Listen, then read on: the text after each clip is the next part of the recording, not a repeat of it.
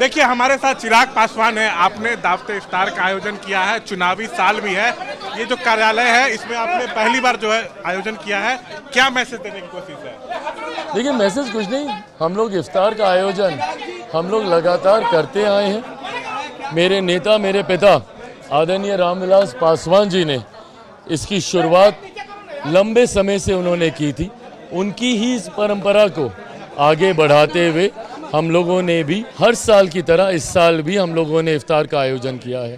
जमीयत उलेमा हिंद समेत कुछ मुस्लिम संगठन विरोध कर रहे हैं, ये कह रहे हैं कि आप लोग वक्फ संशोधन विधेयक का समर्थन कर रहे हैं, मुस्लिमों पर अन्याय हो रहा है, इसलिए विरोध का ऐलान किए हैं, नहीं आएंगे कह रहे हैं। देखिए उनका विरोध मेरी सर आंखों पर। आदरणीय मदनी साहब से हम लोगों के बहुत पुराने रिश्ते रहे हैं। मेरे परिवार के उनके साथ बहुत पुराने संबंध रहे हैं।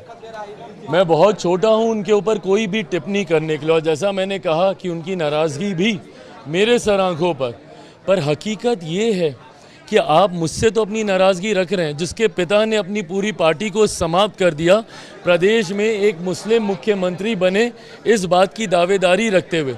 मैं 2005 की बात कर रहा हूँ। उस वक्त मेरे पिता ने अपनी पूरी पार्टी को समाप्त कर दिया जब ये कहा कि बिहार में एक मुस्लिम मुख्यमंत्री होना चाहिए। आप मुझसे तो अपनी नाराज़गी रख रहे हैं, पर उन दलों के आप साथ खड़े हैं जिन दलों ने सिर्फ मुसलमानों के साथ झूठ बोलकर उनको सिर्फ अपना वोट बैंक समझने का काम किया। आप मुझे बताइए ना, सच्चर कमेटी की रिपोर्ट 2006 में आई थी। 2006 में सच्चर कमेटी की रिपोर्ट ने कितनी चिंताएं जताई थी मुसलमानों के हालातों को लेकर भारत में। 2006 से पहले लगातार किसकी सरकारें थी? कुछ समय तक अटल जी की केंद्र में अगर सरकार छोड़ दें तो एक लंबे समय तक कांग्रेस की सरकार थी। बिहार में निरंतरता में 15 साल तक राजद की सरकार थी। उसके बाद भी अगर सच्चर कमेटी की रिपोर्ट ने मुसलमानों के हालातों के ऊपर चिंता जताने का काम किया, तो आप उन दलों का तो संरक्षण कर रहे हैं, और हम जैसे लोग जिन्होंने अपनी पार्टी को खत्म कर दिया उनके साथ आप बहिष्कार कर रहे हैं। बहरहाल उनकी नाराजगी फिर भी मेरे सर आंखों पर। आपको लगता है कि धार्मिक संगठनों को, जो मुस्लिम संगठन है, उनको राजनीति से दूर रहना चाहिए, जैसे कि आप आरोप लगा रहे हैं कि वो लोग आरजेडी के साथ? मुझे बिल्कुल लगता है कि धार्मिक संगठनों को, और मैं हर धर्म का मैं जिक्र कर रहा हूँ, धार्मिक संगठनों को ऐसे आयोजनों से, अपने आप को राजनीतिक दलों से अपने आप को दूर रखना चाहिए।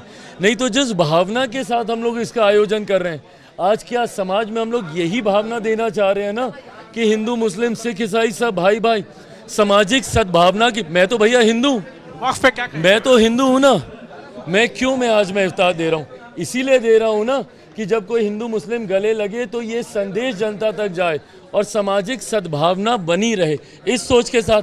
बट ऐसे में अगर धार्मिक संगठन राजनीतिक पक्षपात करेंगे किसी के पक्ष में, किसी के मतभेद में, तो मुझे लगता है इन आयोजनों की पवित्रता ही समाप्त हो जाएगी। तो ये थे चिराग पासवान एबीपी न्यूज से बातचीत करते हुए। कैमरा पर्सन विशाल के साथ मैं शशांक कुमार, एबीपी न्यूज पटना।